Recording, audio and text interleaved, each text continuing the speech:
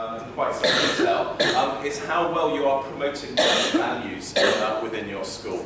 We're going to be dealing with Trojan horse across the whole education system for many years to come. You've always had a duty to respect British values, but that has changed now into you've got to be actively promoting it within your school. Now, what are British values? That's a lesson in its own right, I suspect, which is probably well worth having with the older kids. When they first announced this, I went around head teacher meetings and asked them what they thought British values were. And I have to say that almost all of the answers were unrepeatable in that sense, or deeply sarcastic. And then that struck me. That is a British value, isn't it? The idea of people telling us what to think is something we react to rather badly as a nation. And it's a bit strange that we have politicians putting these values in. In practice, they're not very controversial.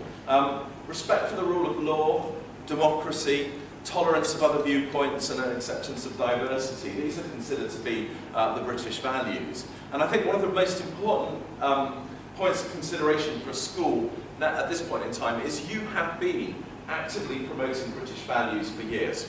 And I don't think you should be doing anything new in response to this new requirement. The challenge for you is to just capture and describe the ways in which you're promoting British values already, not to do new work on this basis. So if you have a school council, you're already promoting democracy.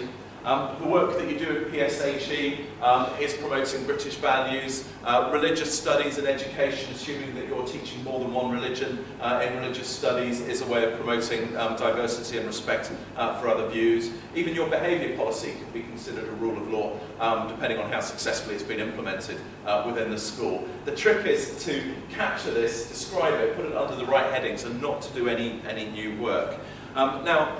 We've just put up on our website 2 documents that capture both of those elements.